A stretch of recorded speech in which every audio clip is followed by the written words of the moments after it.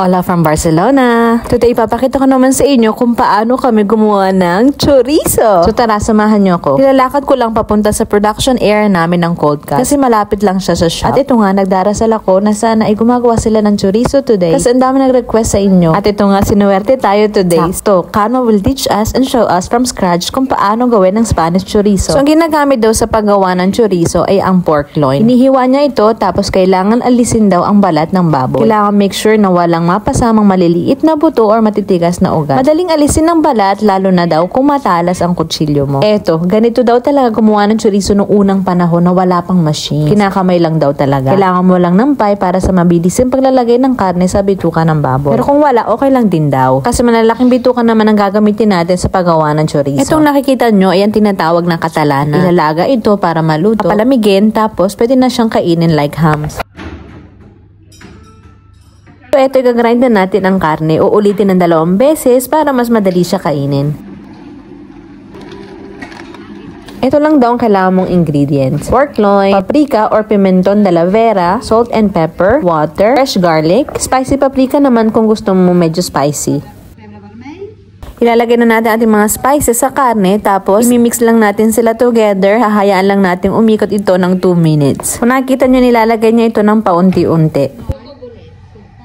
Ito naman ay ang water with fresh garlic. I-add natin ito para daw madagdagan ang anghang ng chorizo. So imagine nyo kung naanghangan sila sa garlic. Ano na kaya kung lagyan ko pa to ng siling labuyo? Nako. Ito naman ang ilan pang sausages na ginawa nila today. Mushroom sauce. Nire-ready na ni Karma ang hydraulic stopper para sa paggawa ng chorizo.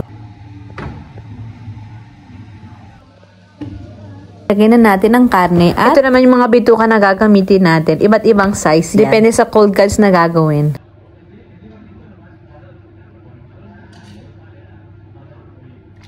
Kung nakikita nyo grabe ang trabaho, babalik na rin niya yung bituka kasi mas maganda daw kung yung loob ng bitukang nasa labas. Napakabait ni Karma, tinuturo niya talaga lahat sa akin kung paano gumawa ng chorizo. At ang history, lahat-lahat na. Sanay na daw siya kasi mahigit 25 years na daw niya itong ginagawa. Tinatalian nila ito na maayos kasi sasabit nila ito mamaya sa chiller para patuyuin. Kamay lang daw ang gamit niya sa pagsusukat. Kailangan daw pare-pareho yung sukat at baka magalit yung asawa ko. Actually, pwede nyo na itong kainin. Pwedeng prito pero mas masarap talaga kung inihaw. Noong unang dating ko dito dati, tumutulong ako sa kanila. Ang dami kong natutunan. Pero matagal-tagal na rin na hindi ko nagagawa ito kaya medyo nakakalimutan ko na. So ito ulit si Karma, itinuturo niya ulit sa akin kung paano talian ng mga chorizo. At dahil nandito na rin ako, tumulong na rin ako. Ipapakita ko na rin sa inyo ang chiller kung saan natin isasabit ang ating mga chorizo. Pwede naman siyang gawin sa bahay, kaya lang ang problema kung paano mo siya patutuyuin na hindi mabubulok or hindi magkakaroon ng mold. Sabi kasi kailangan isasabit mo yung chorizo sa malamig na lugar like from 10 degrees to 15 degrees Celsius. Pero kailangan may humidity rin ang room. Ito na yung chorizo na nagawa nila last week. Medyo malambot pa. Kung gusto mo talaga yung medyo matigas or cured na chorizo, kailangan mo maghintay ng 3 weeks. Ako yung gusto ko medyo malambot ng konti, so yung 2 weeks okay na para sa akin. Dalawang klase yung binibenta namin chorizo. Yung normal, tapos yung spicy. Yung normal makikita, meron siyang puting lubid. Tapos yung spicy naman, kulay pula. Eto, itutour ko na rin kayo sa loob ng aming production area. Ito yung chiller para sa mga fresh sausages.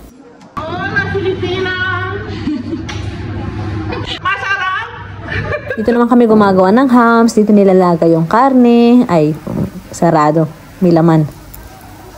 Ito si Kuya, naglilinis. Yan. Tapos meron pa ulit isa pang chiller dito. Dito naman namin ilalagay. Dito pala namin ginagawa yung mga hams namin. Ay, ang dilim. Wag na natin buksan.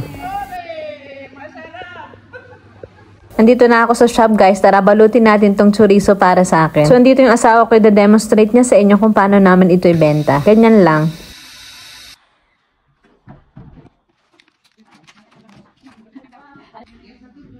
Lagyan lang natin ang logo at price tag. Okay na siya. Isasabit na natin siya ngayon sa ating tindahan. Request ko lang po, i-comment nyo sa baba kung taga saan kayo. Gusto ko lang po malaman. Thank you. Sana po may natutunan kayo sa ating video for today. Adios!